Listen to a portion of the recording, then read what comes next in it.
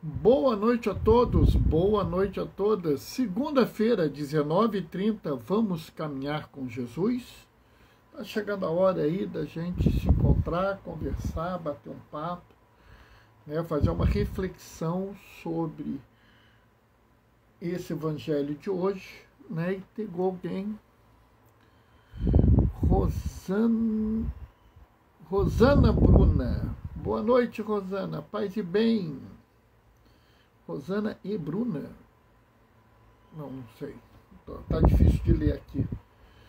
Pessoa que nem eu, assim, tem problemas às vezes para ler uns nomezinhos. Mas seja bem-vinda, boa noite, paz e bem.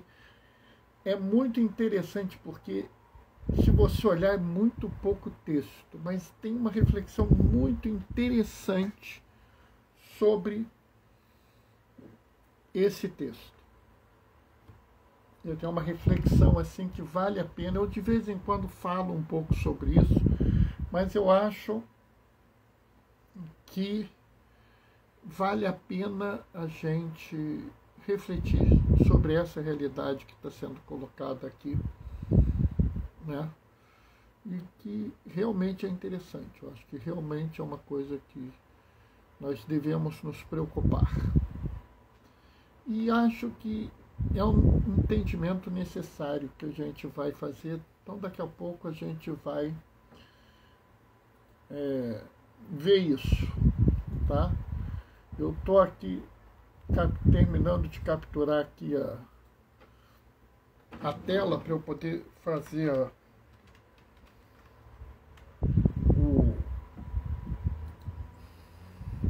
a minha visão. Oi, Robert, boa noite, paz e bem.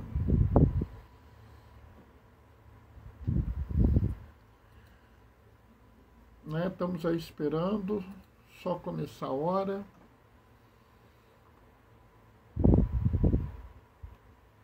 Né?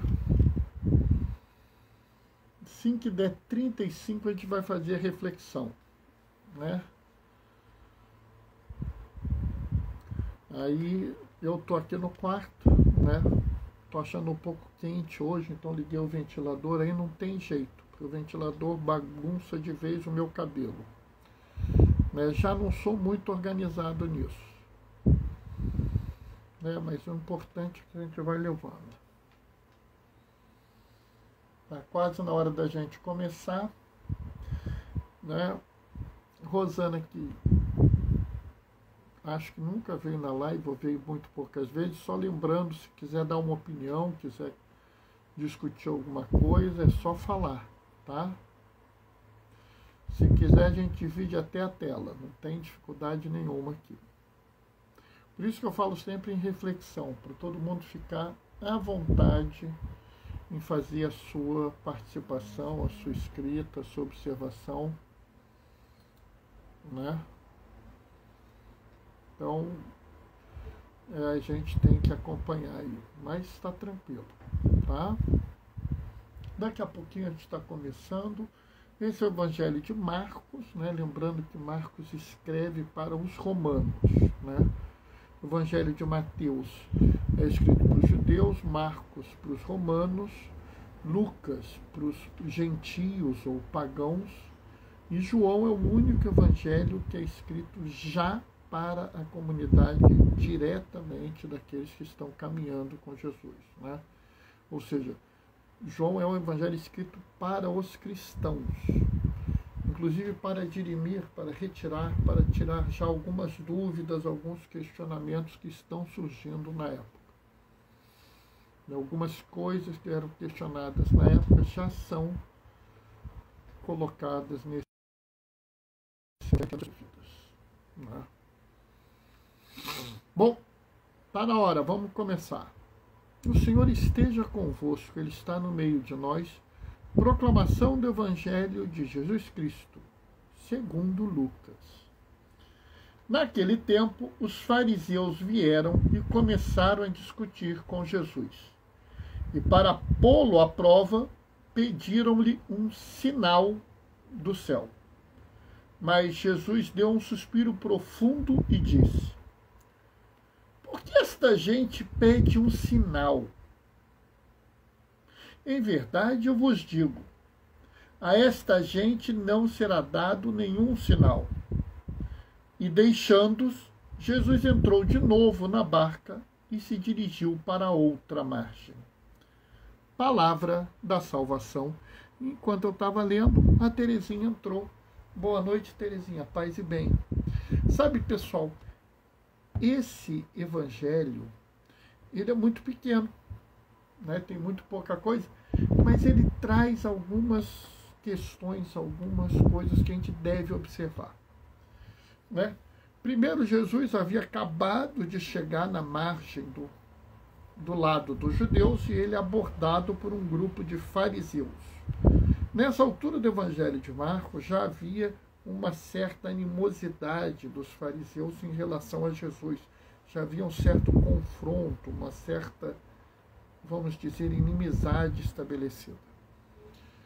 E aí eles foram confrontar Jesus, foram discutir com Jesus. E aqui, pessoal, a gente tem que prestar atenção na diferença entre um diálogo e uma discussão. Sabe, quando você está querendo dialogar, quando você está querendo conversar, até debater, há uma certa relação de amor, de abertura, né? Há uma certa relação até de confiança, né? Eu costumo dizer que eu não vou debater com uma pessoa que eu não confio. Como assim, Bernardo?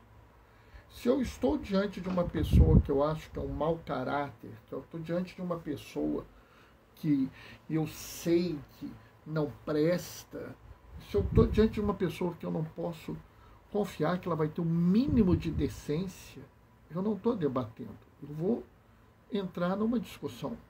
Aliás, dependendo da pessoa que tiver, é melhor nem conversar.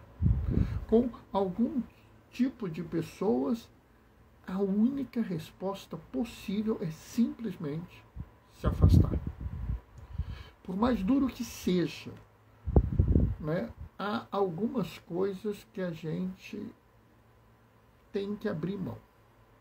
Em alguns casos a gente não pode permitir. Então, aqui não havia uma busca pela verdade, né? É muito bonito você ver Jesus com a mulher cananeia. Senhor, minha filha está tomada por um demônio. O senhor não pode curar minha filha? Ah, a senhora é cananeia, eu vim para os judeus têm que receber primeiro. Mas tudo bem, eu quero o pão, eu quero a migalha. E aí Jesus vê, nossa, ela está buscando a verdade. Ou com a mulher samaritana no poço. Mulher, me dá água. Você é um judeu, pede água para mim, uma samaritana? E aí começa uma conversa, eu vejo que o senhor é um profeta. Nossa, eu vejo que o senhor é um rabi, um mestre. Vem cá, me falaram que existe um Messias. Por acaso é o senhor? Ou seja, há uma busca pela verdade. Até quando Jesus se confronta com Pôncio Pilatos, que queria uma desculpa para matá-lo, há ali alguma busca pela verdade, alguma tentativa de estabelecer algo. Então, há uma conversa. Mas aqui eles vêm para discutir. Eles não vêm para buscar a verdade. E aí eles fazem uma das piores coisas possíveis. E que, sinceramente, eu vejo muita gente fazendo até hoje. Né? Para pô-lo à prova, pediam-lhe um sinal do céu. E Jesus responde, por que essa gente pede um sinal?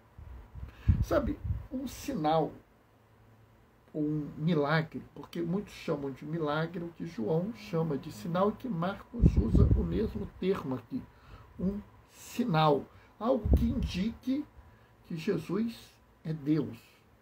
O sinal, o milagre tem essa grande função. Pode olhar. Jesus faz esses milagres que ele faz não como um milagreiro, não como um show, né?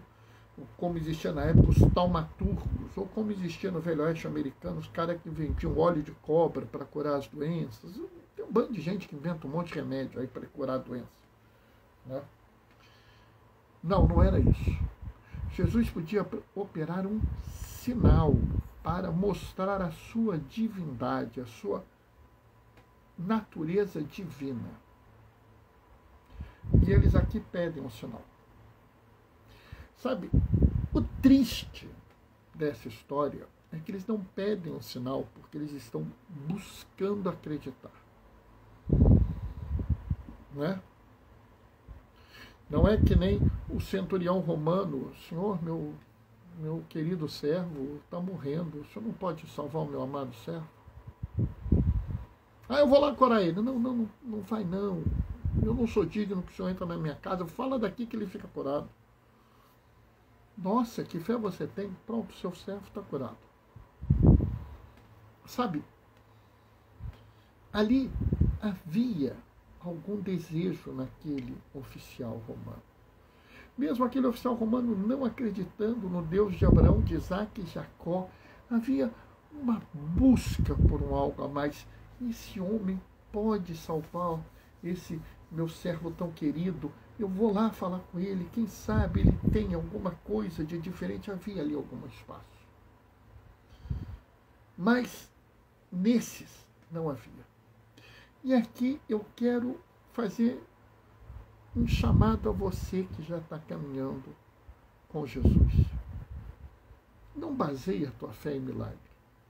Não viva uma fé de milagres. Bernardo, mas Deus não é o Deus do impossível? Sim, Ele é o Deus do impossível. Mas não é para que o impossível seja a nossa realidade habitual. O milagre é um sinal, é algo absolutamente extraordinário, algo fora do comum, realizado para a necessidade da santificação da pessoa, ou melhor ainda, mais corretamente dizer, necessário para que essa pessoa creia. Os grandes milagres ocorrem para que as pessoas creiam. Nós que já cremos não precisamos de milagre. Nós que já cremos não precisamos de um sinal. Bernardo, mas você não gostaria de um milagre para tirar a Covid do mundo? Sim, eu gostaria. Não posso dizer que eu não gostaria. Mas o que eu preciso que as pessoas entendam é que eu vou acreditar em Deus mesmo que a Covid não desapareça de uma hora para outra. Então, não faz sentido isso. Como não faz nenhum sentido a fé que coloca Deus à prova. Que foi isso que eles quiseram fazer aqui. Tá, eu estou cansado de ver, eu tenho certeza que Deus vai fazer isso. Eu não tenho. Eu tenho certeza que se depender de Deus, tudo ocorrerá de forma a ser melhor para cada um de nós. E para nós todos. Mas, se Deus vai operar um milagre ou não, eu não tenho certeza e não é para eu ter. A gente tem que parar de viver uma fé que é baseada no milagre.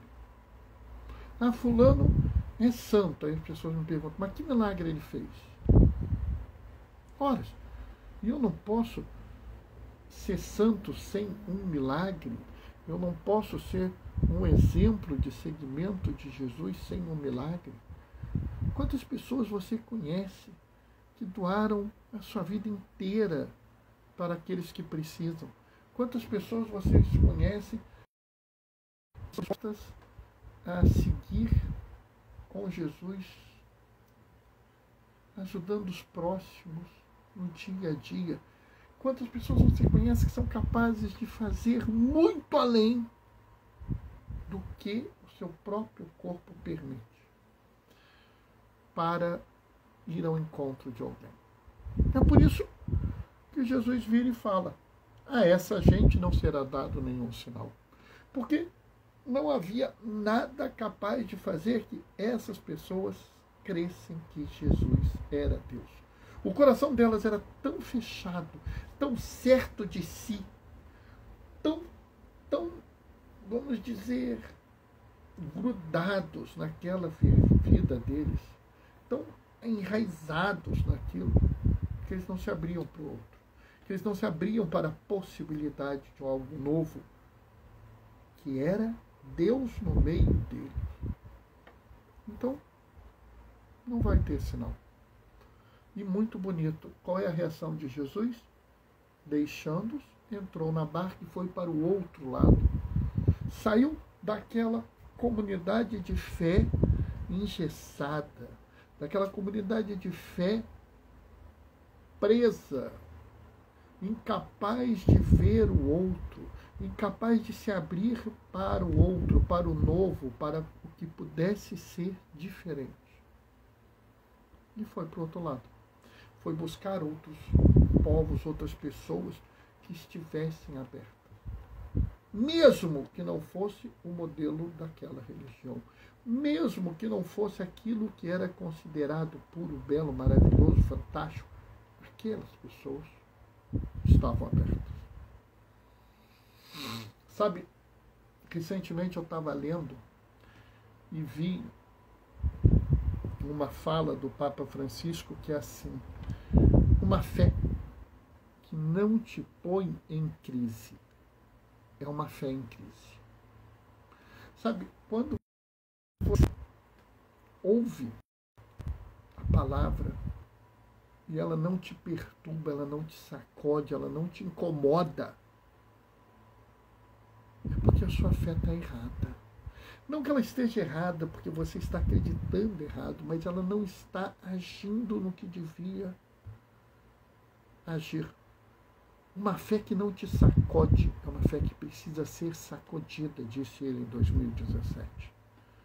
Se a palavra do Senhor não perturba o teu coração, se você lê a Sagrada Escritura e não se sente interpelado, perturbado, se você não vê ali uma palavra que te faz pensar, mas eu preciso mexer, eu preciso mudar, eu preciso pensar algo novo, está na hora de ver aonde você está comendo mosca. Quase sempre a relação é essa mesma, né? A gente se prende na coisa, a gente não se abre ao novo. A fé é uma coisa, mas a realidade da fé no mundo é outra. A fé se encontra com a realidade, se encontra com a fronteira, se encontra com algo que ela não está acostumada. E é a hora que a fé tem que virar e se atualizar. Mas Bernardo, Jesus Cristo já falou tudo que tinha que falar? Sim, sim. Mas quem disse que nós compreendemos perfeitamente? Quem disse que, frente a uma realidade nova, nós não precisamos repensar a nossa vivência dessa realidade? Quem disse que, frente a algo além, nós não precisamos pensar além? Entendem a diferença? Sabe, essa é uma coisa que às vezes é um pouco difícil da gente entender, mas isso ocorre todo dia. Todo dia. Quantas pessoas, na época do Sínodo para a Amazônia, achavam um absurdo a discussão sobre pensar algum jeito de garantir os sacramentos às pessoas da Amazônia Profunda. E diziam, não, mas também não é assim. não é? Vamos preparar novos sacerdotes, mas isso demora 8 anos, mas dá para dar um jeito, dá para levar. Aí veio a realidade da Covid. Algumas pessoas ficaram alguns meses sem poder receber o sacramento e gritavam, reclamavam. Aquelas mesmas pessoas que achavam que não tinha sentido a discussão, agora estavam querendo fazer uma revolução, porque elas não haviam sido confrontadas com o problema até hoje. Essa é a beleza da fé. Talvez existisse ali um sinal, sim, mas que os fariseus eram impossíveis, era impossível para o fariseu perceber. O sinal era justamente aquele de ir para outra marcha. O sinal era justamente aquele que Jesus deixa de discutir, porque a discussão só leva ao ódio, só leva à perda de tempo.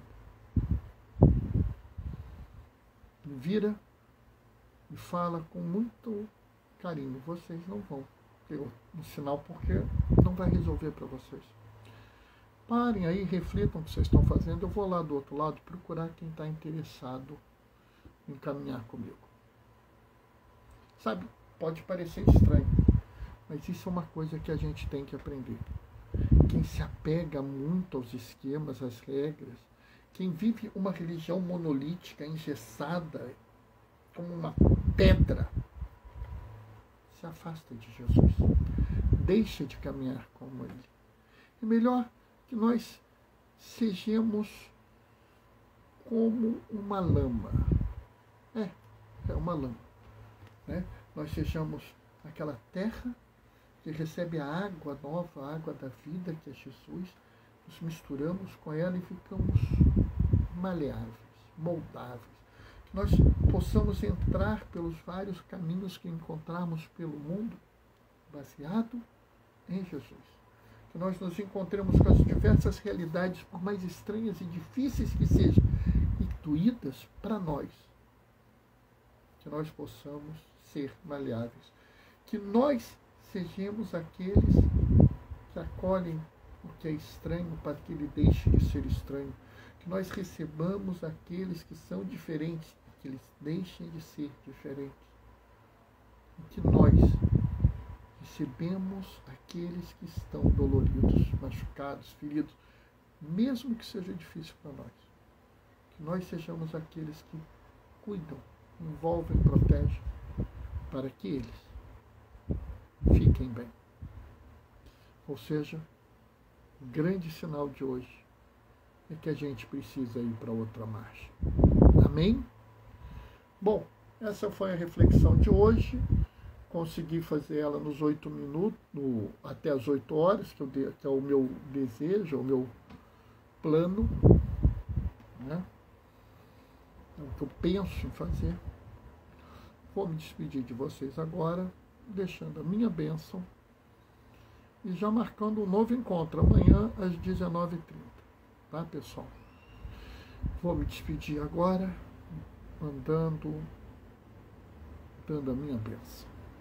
O Senhor esteja convosco, Ele está no meio de nós, por intercessão de Clara e de Francisco de Assis, desçam sobre vós e permaneçam para sempre a bênçãos do Deus Todo-Poderoso no amor, Ele que é Pai, é Filho e Espírito Santo. Glorifiquem o Senhor com a vossa vida, força na caminhada. Até amanhã. Beijos e bênçãos.